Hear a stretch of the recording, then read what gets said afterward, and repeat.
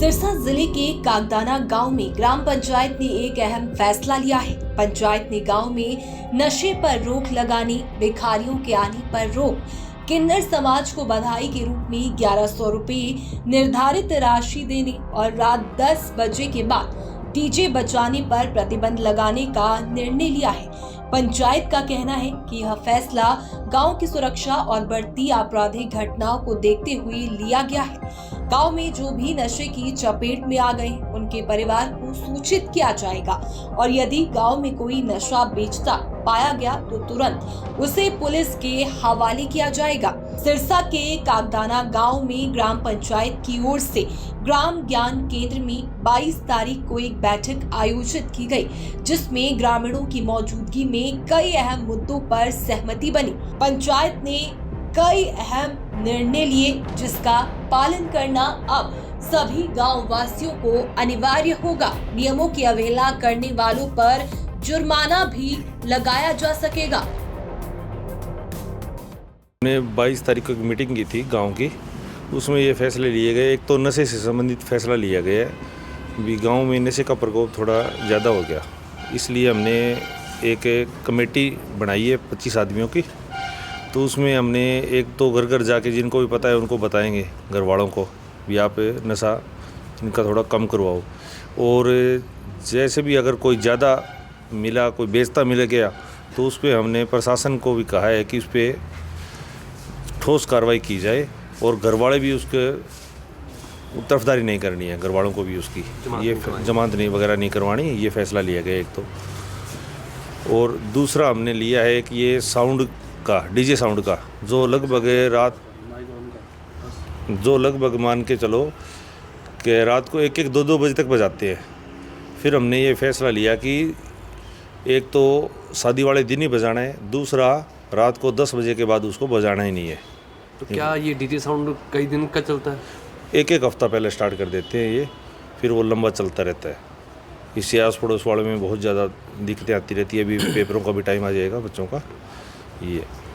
और तीसरा जो आजकल आपने चलता ही रहता है, सुना ही है भी बच्चे ज़्यादा 1-2 जगह इस एरिया में भी किडनैपिंग हुई है। तो इसकी हमें ज़्यादा लग रहा है, जैसे ये मांगने वाले आते हैं ना, ये गाड़ियाँ भर के आते हैं गांव के, कुछ इस साइड उतर के, कुछ उस साइड उतर के यहाँ पे मांगते रहते हैं। अभी जो फसलों का टाइम स्टार्ट हो जाएगा तो गांव में बड़े तो मिलने ही नहीं है, सारे खेतों में काम लग जाएंगे। इसलिए ये इनको पूर्णतः पाबंदी लगा दी गई है और होर्डिंग इनके तैयार हो रहे हैं और जल्द से जल्द लगा दिए जाएंगे। और एक चौथा लिए हमने जो किन्नर समाज का भी, किन्नर समाज जैसे अपनी ये धक्काशाही करते हैं, 11,000 दे दो, 21,000 दे दो, इस तरह। फिर हमने इनका पूरे गांव में मीटिंग लेके 1100 रुपये फिक्स कर दिया है। जो भी कोई बधाई के रूप में देना चाहे वो 1100 रुपये ही इनको दे। अगर कोई इन निर्णय को कोई गांव वाला नहीं मानता तो क्या फिर आगे आपका स्टैंड रहेगा? इस मामले में हमारी 25 तारीख को कल एक और मीटिंग होनी है जुर्माने से संबंधित भी। आप इस पर क्या जुर्माना फाइनल करेंगे, जो काम हाँ वो नहीं मानता उस पर जुर्माने से संबंधित 25 तारीख को मीटिंग। सरपंच साहब, क्या लगता है इस तरीके की मुहिम से गांव के अंदर जो नशा लगातार बढ़ रहा है इस क्षेत्र के अंदर, उससे लगाम लगेगी?